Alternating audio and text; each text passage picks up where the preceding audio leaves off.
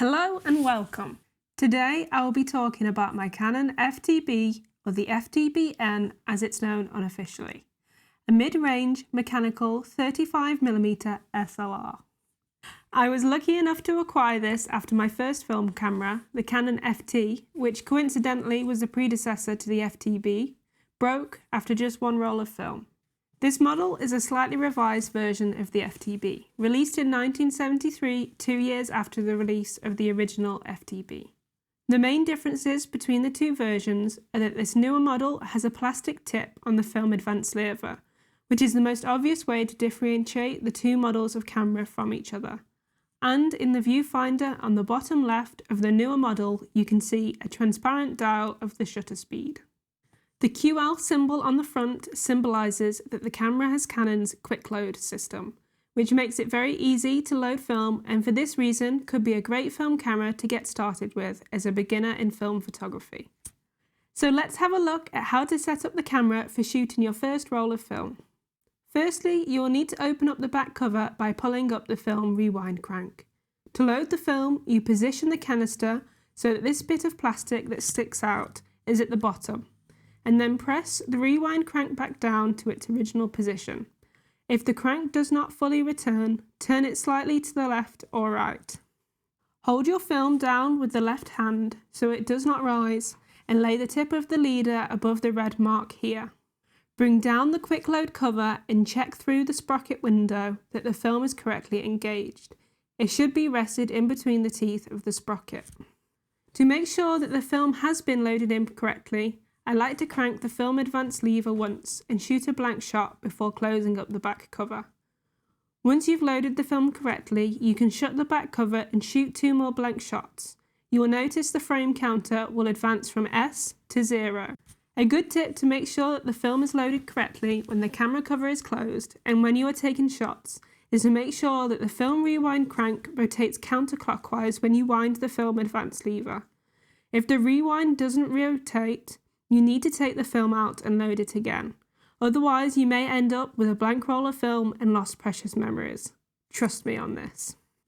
Be sure to set the film ISO at the position you would like. This is whichever number is on the box. However, I often like to overexpose my film, so I set my number at +1 stop.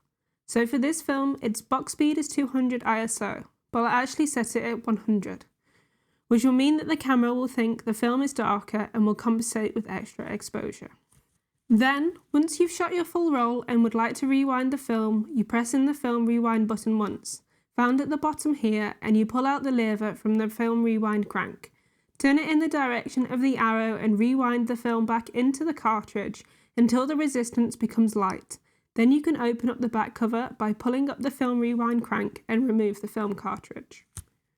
And now on to which lenses the FTb can take and how to shoot with this camera. The camera is fully manual, so knowledge of the exposure triangle is essential, as you have to balance your exposure manually using the combination of your lens aperture, shutter speed, and the film stock's ISO.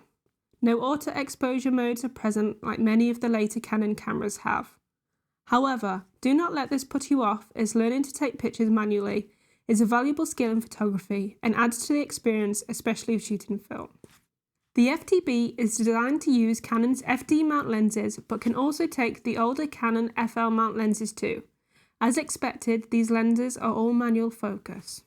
The light meter of the FT range was originally powered by a 1.35 volt mercury battery, which are now discontinued. However, don't let this put you off, as there are alternatives available, such as the V625U PX625 by the brand Varta, which I use in my camera with no problems. You can find the light meter when looking through the viewfinder. I personally find the light meter really easy to use. To enable the light meter, you set the switch to on, and when you face the camera towards the subject you would like to photograph, you should see the meter needle move. You will also see a line with a circle, sometimes referred to as the lollipop, which is your aperture needle and will move up or down when you use the aperture ring on your lens. For the correct exposure, you are aiming for the meter needle to be straight through the aperture needle, like shown on the bottom right here on the screen. However, film is unlike digital photography and is very forgiving for overexposing, so you're safer to overexpose with a meter needle slightly above the aperture needle rather than below it. If you want to change your shutter speed, you turn this dial. From my own experiences, it's best to only go as low as 1/60th, especially without a tripod to prevent camera shake and blurry images. When you want to change your ISO to coincide with your film, you pull up on the shutter speed dial and turn the dial to the relevant ISO. The highest ISO the FTb can take is 1600 and the lowest 25. To finish off this video, I'd love to show you some of my favourite photos I have taken with the FTb over the past few months of using it. Overall, I really enjoy using the FTb and I love that it's completely mechanical. The battery only operates the light meter, so if the battery dies, the camera is still usable. You will just need to do the light metering yourself. Its build quality is really solid. It is a bit more on the heavy side comparing to some other cameras, but in no way is it backbreaking. Its simplicity is really something to love. It hasn't got any unnecessary functions and works exactly how it is supposed to. Another positive is that the camera is a great way to shoot full frame, whereas for a digital full frame camera you would be paying a lot more. All in all, it's a great camera for beginners and the more experienced film photographers alike. If you're after something solid, reliable and fun to use, this could be the camera for you. Thanks for watching. For more of my work, you can follow me on Instagram at @KaraRorftoft. Stay safe and until next time.